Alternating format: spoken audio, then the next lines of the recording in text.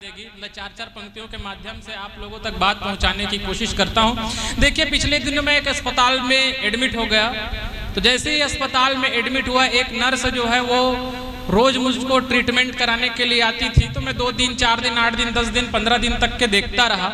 जैसे ही मैं उसको देखता रहा, मैं उस पे मेरा दिल आ गया। तो मैंने उससे कहा, प्रपोज किया उसको 2 3 4 5 बार, तो उसने कोई जवाब नहीं दिया। जब कोई जवाब नहीं दिया तो मैंने उससे गुस्से में आकर कहा कि इस आशिकी में और तू अब मत सता मुझे, दिल मांगता है दे दे तू दिल का पता मुझे। क्या बात है। हर रोज तेरे भाव क्यों बढ़ते हैं आजकल। एडवांस पेमेंट नहीं भाई, इसी चक्कर में विजय माल्या निपट गया। कि इस आशिकी में और तू अब मत सता मुझे, दिल मांगता है दे दे तू दिल का पता मुझे। हर रोज तेरे भाव क्यों बढ़ते हैं आजकल, बढ़ते हैं आजकल, बढ़ते हैं आजकल। लड़की है या पेट्रोल बस इतना बता मुझे।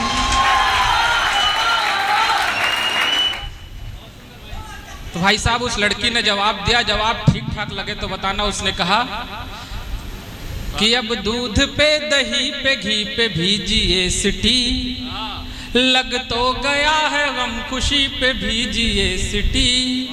अब दूध पे दही पे घी पे भीजिए सिटी, लग तो गया है गम खुशी पे भीजिए सिटी। मोदी के राज में तुझे सस्ती मिलूंगी क्या, मोदी के राज में तुझे सस्ती मिलूंगी क्या, सस्ती मिलूंगी क्या, सस्ती मिलूंगी क्या।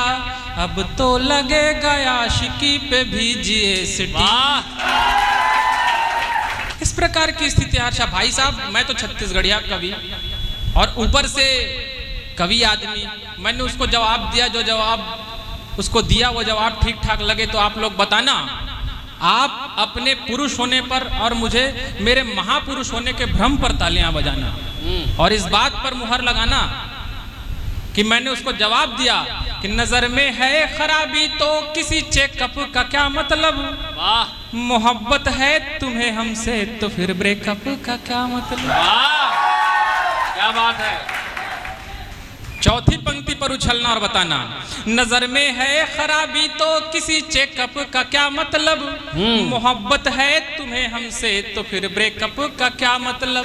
तू सजती है संवरती है मगर इतना बताती जा, तू सजती है संवरती है मगर इतना बताती जा।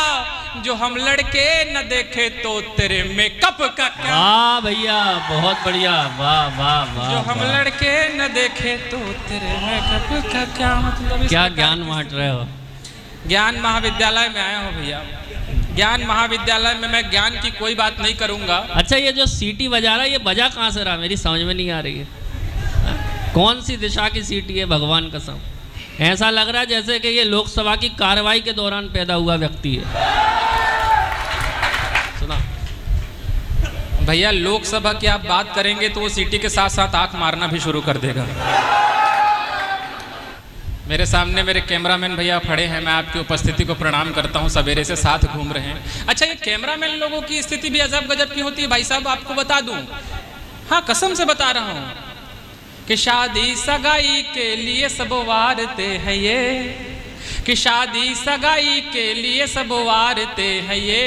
हर रोज एक लड़की पे दिल हारते हैं ये, और फोटो को खींचने के बहाने से हर जगह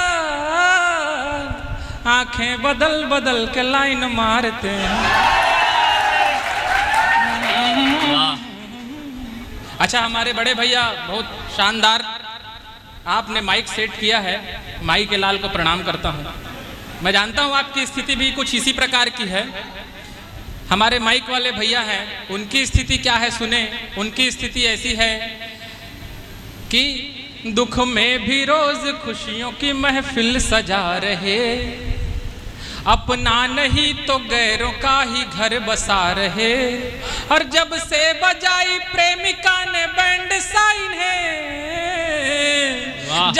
बजाई प्रेमिका ने बैंड साइन है, हाय बैंड साइन है, हाय बैंड साइन है, तब से उसकी याद में डीजे बजा रहे, वाह, तब से ये उनकी याद में डीजे बजा रहे। इस प्रकार की स्थितियां। हालांकि मैं आप लोगों के सम्मान में एक बात ये भी बोल देता हूं कि हम जैसे छोटे मोटे कलाकार जो होते हैं वो कैमरामैन और साउंड वाले की वजह से ही देश दुनिया तक घूम पाते हैं। एक बार आप इन दोनों के सम्मान में तालियां बजा दें।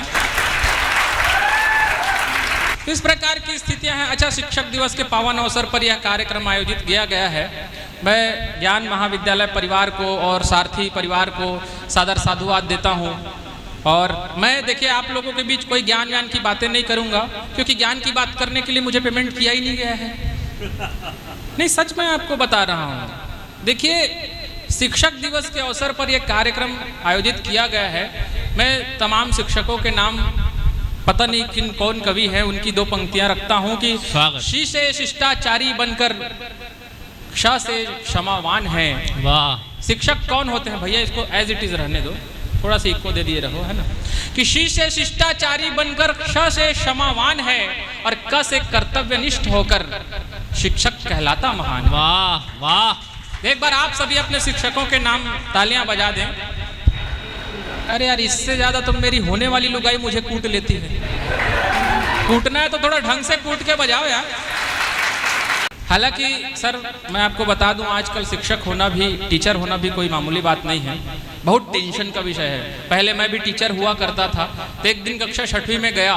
तो जैसे ही कक्षा 6वीं में गया तो वहाँ एक बच्चा पीछे से, वो जो सीटी बजा रहा है वही वाला होगा लग रहा है, उसी टाइप का लड़का जो है पीछे से खड़ा हो, पीछे से जोर जोर से चिल्लाने लगा, अद्भुत, अलौकिक, शानदार। मैंने उसको खड़ा कराया। मैंने कहा, बेटा लौकिक का मतलब क्या होता है? उसने कहा, सर जहां लौकी की सब्जी नहीं बनती। मैंने उससे दूसरा सवाल किया, तू इतिहास के बारे में क्या जानता है? उसने कहा, सर इतिहास के बारे में मैं सब कुछ जानता हूँ। 3 साल पहले कालू की दीदी मोहन के भैया के साथ भाग गई थी। 2 साल पहले सरपंच का बेटा एक महिला से छेड़छाड़ के चक्कर में अंदर जा चुका है। और अभी कुछ ही दिन पहले प्रिंसिपल सर का चक्कर इतिहास वाली मैडम के साथ चल रहा था।